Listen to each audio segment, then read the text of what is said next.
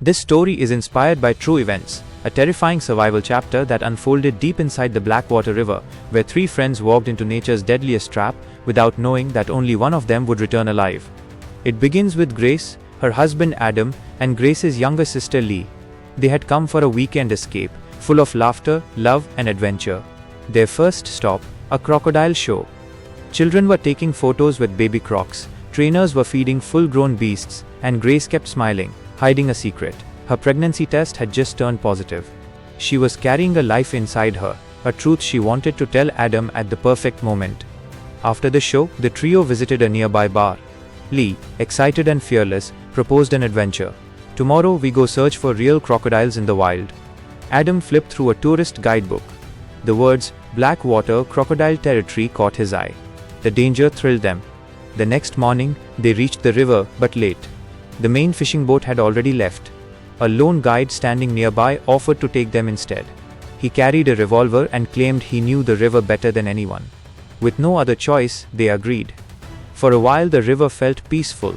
The guide assured them that crocodiles no longer lived here. But the dark water beneath hid the truth. As they fished, something slammed against the boat. Their hearts thudded. When the guide checked, it was only an empty metal box drifting in the current. Everyone breathed out in relief, not knowing the real terror was inches below. Moments later, Adam's fishing line caught something heavy. Lee leaned over to take a picture, and that's when she saw it, a shadow, wide, slow rising. Before she could warn them, a giant crocodile exploded out of the water, flipping their boat like paper. Chaos. Screams. Thrashing water. Adam pushed Grace toward a nearby tree. She clung to the branches while he dived back to find Lee. But instead, Grace saw something else, the guide's torn dead body floating by.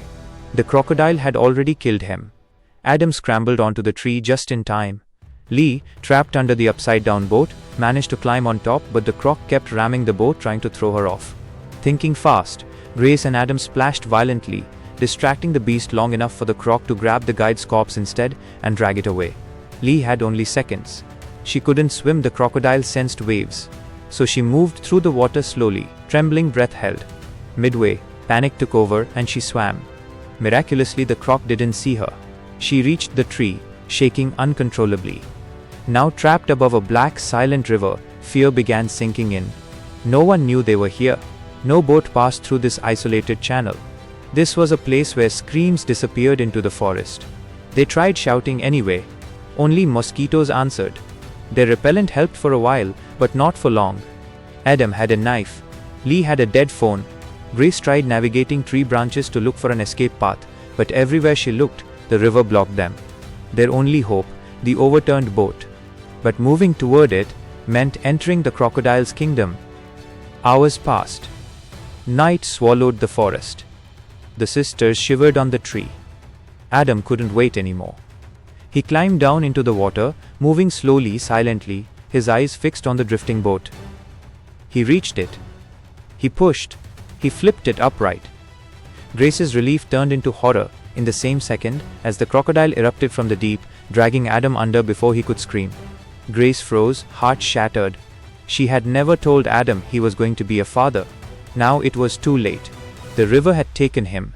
When the croc surfaced again, Adam's lifeless body floated up too. Grace broke into silent tears. But the boat was now upright, their only chance. Grace tried pulling the rope tied to it, but the croc sensed movement and leaped upward, an insane powerful jump trying to pull her off the branch. She barely escaped.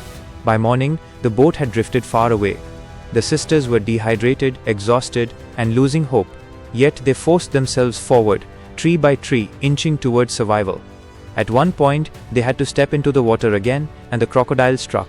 It grabbed Grace's leg, ripping into her flesh.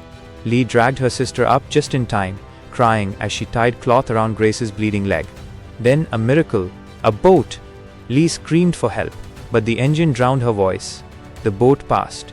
Grace was fading, losing blood. Lee realized she had only one choice, reach the boat alone. She climbed down.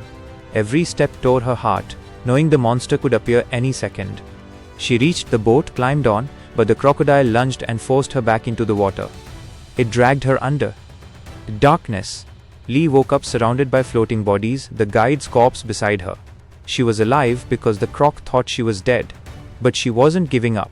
She found the guide's pistol jammed with mud. She cleaned it. Then she created ripples on purpose, inviting the beast. The monster came. She aimed. The gun jammed again. The crocodile rushed toward her. She pulled the trigger again. Boom! The bullet fired. The crocodile that had killed her family was finally dead. Lee crawled toward the tree where Grace lay motionless. Tears blurred her vision. Grace was gone. Lee placed her sister's body gently onto the boat, kissed her forehead, and pushed away from the cursed Blackwater, the river that had swallowed her entire world. The history of that night remains one of the most heartbreaking wilderness survival stories ever recorded. A story of love, fear, sacrifice, nature's fury, and the strength of a woman who refused to die.